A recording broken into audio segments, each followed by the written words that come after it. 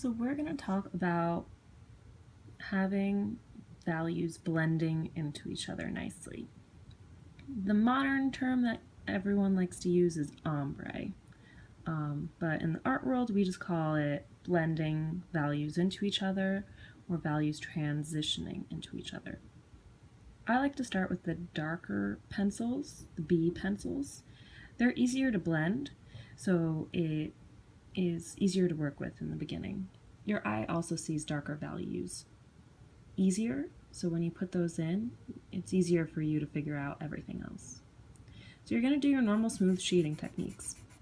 What I like to do is I like to press really hard to create the dark value, and as I go across, I'm going to use pressure to lighten my values as I go across.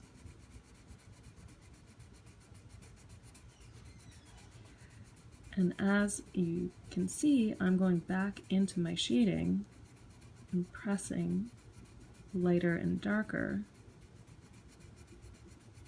to make the values get gradually lighter. You can't really tell where one value starts and another one begins. That's the goal. So here I'm using one of my darkest pencils. And then to create some lighter values, I'm going to take the next lightest pencil.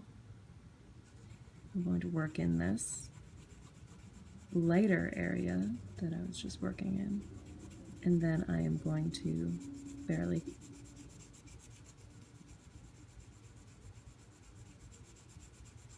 fill in and barely touch the page to create the light values.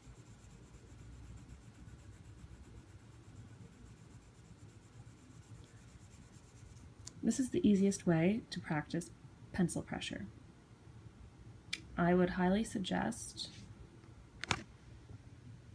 you really look and see that it's very hard to see where one value starts and one value ends. Now, a second way to do this is I will start with my lighter values, and I will overall shade the area. So actually, let's get more specific. So let me quickly draw a square.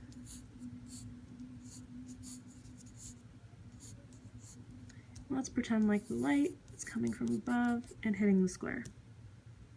So that means this side is going to be my darkest side because the light's not really hitting it. So what I'm going to do is I'm going to take my pencil and I'm going to overall shade that side. Now when you get to the edges, you can use little circle motions to fill in and get a nice crisp edge.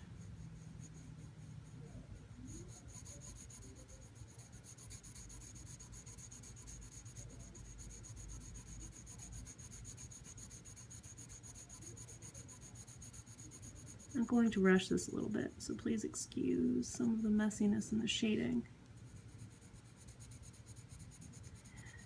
Now to create another value in this side or section that I just drew,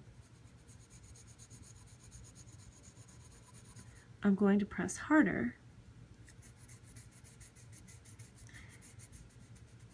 and then I'm going to use that pressure technique I just used here. So as I go, I'm going to lighten in my pressure. I'm going to fill in this area with my pencil. And if I need to, I'm going to go back in and play with my pressure. Remember, you can go in different directions to help fill things in.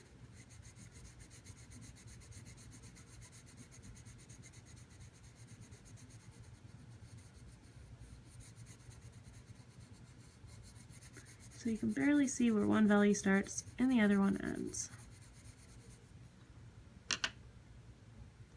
I can use another pencil, my lighter pencils, for the lighter side.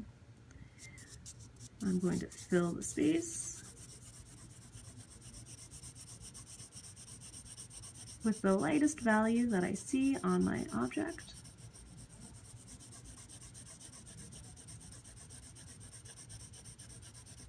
I want it a little darker, so I might switch to a darker pencil or just press a little harder.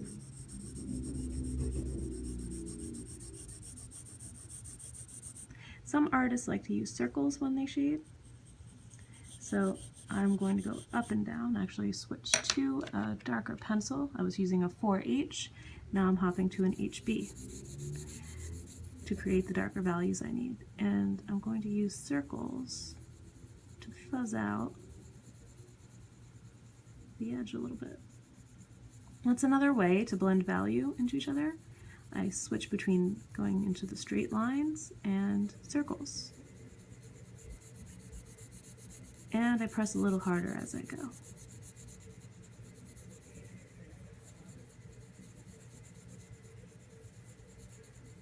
So try this with a square or with a really simple thing that you've seen, that you have lying around the house, just to get the idea of blending values into each other.